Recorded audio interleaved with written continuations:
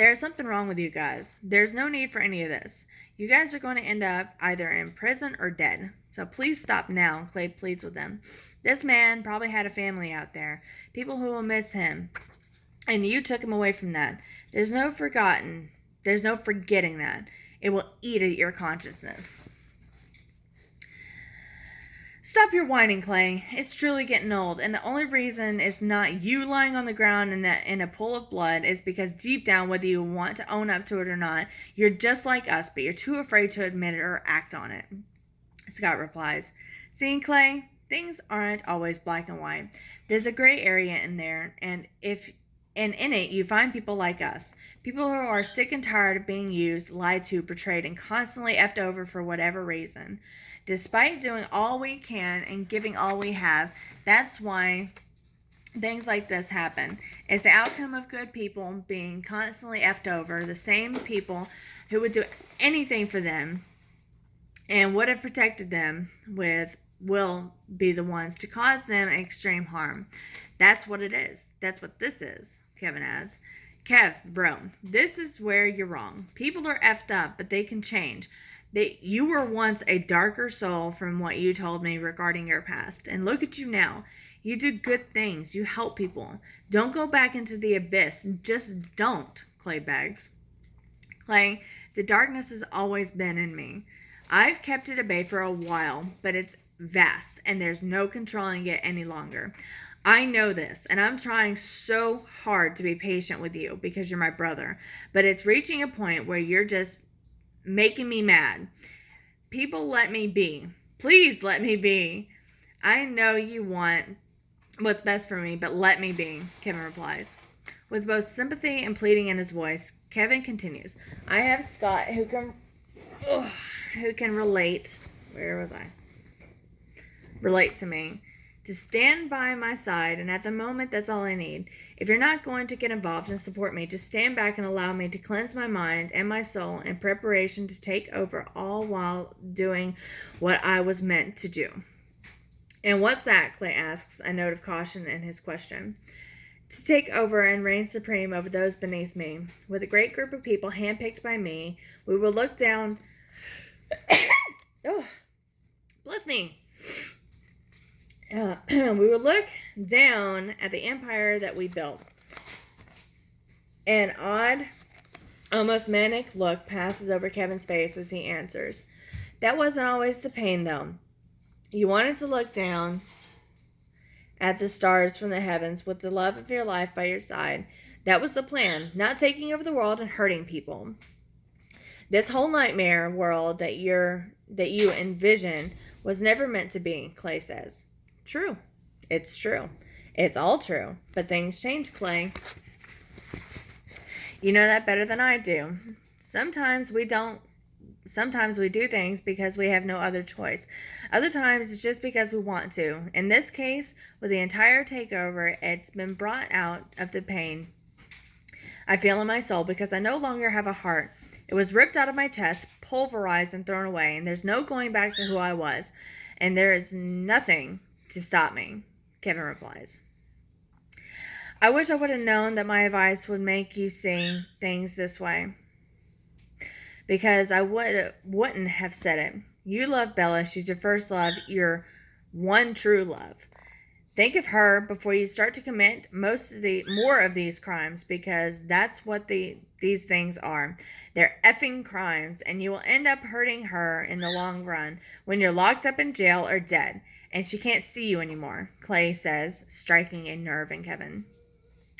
"I think you should leave now before I lose my patience, because unlike Kevin, I don't hold you in such a high regard. I will take you out if you continue to interfere in our work, so heed my warning," Scott says. "You're going to let him go into the abyss. Stay there, aren't you?" Clay asks.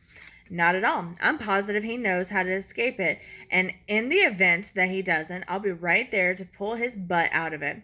You, on the other hand, will end up in a hole if you continue to push my buttons and ask stupid questions," Scott answers as Kevin gets up off the dead body. "I think you're mistaken, Scott. Kevin knows me, and that's why he holds me in such a high regard, as you say. But you, I know I can take you when push comes to shove. So you don't want to play this game with me, Clay says confidently. You want to test that theory? Right here, right now, Scott asks. No, Kevin yells, finally reaching his limit. It's getting late. Let's get this body out of here. Or leave it, I don't care. I'm tired of hanging around here while you two try to figure out who has the bigger dick. Let's just get out of here and we can continue on our own paths. In the end, they decide to leave the body there. They change Clay's tires so he can take his car from the scene to avoid being dragged into the aftermath of what happened. Grateful that they helped him with his tire, Clay looks at Kevin with sadness behind his eyes. Knowing that this is perhaps the final good deed that Kevin will perform for a long time, that what awaits the world and everyone who crosses him is nothing but madness and chaos. Scott escorts Clay back to the car and warns him once more about the dangers that follow them on their next excursion, all while insisting that Kevin will be fine since his well-being is the number one priority. Clay stares back into Scott's eyes without saying a word, but lets out a smile so that they both know that this is far from over, and the fact that Kevin is here is the only reason why they won't find out who truly is the one with his best interest in mind.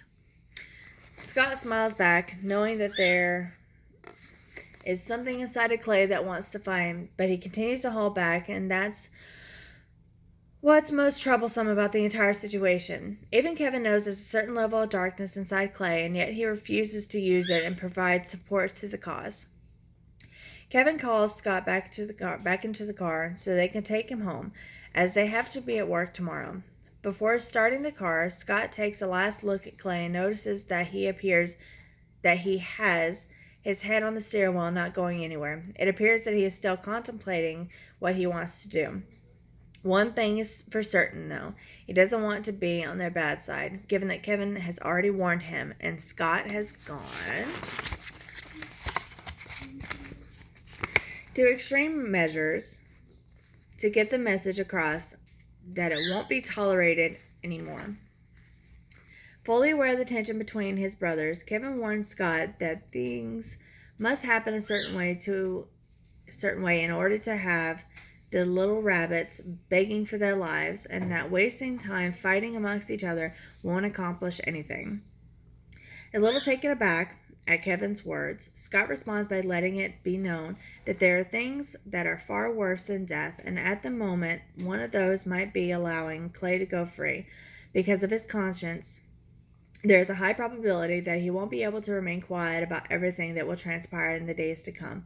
If Clay talks, it would leave them vulnerable, open to dangers that they weren't expecting when they began this journey. What do you truly believe in, Kevin? Scott asks.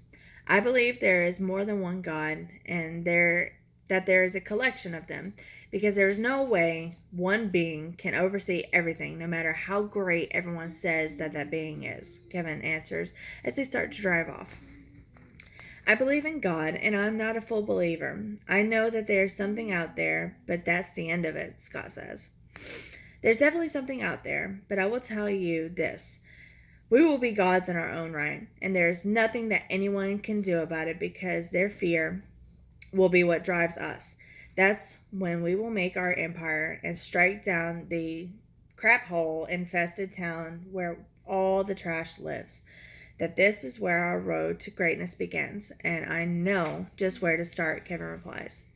I'm down, a smiling Scott says. Okay, so that's the end of chapter 4. The next chapter is chapter 5, Numb, You Wouldn't Understand. And we will continue in the next video. If you would, please like, share, subscribe. If you want to discuss what we've already read through, leave a comment. I will reply. We'll chit-chat. We can talk about Clay, what we feel about him. We can talk about what we feel about Kevin, what we feel about Scott. We can discuss characters. We can do any of it. So just let me know what you think. Like I said before, like, share, subscribe. Keep this going, please. Thank you guys. Bye.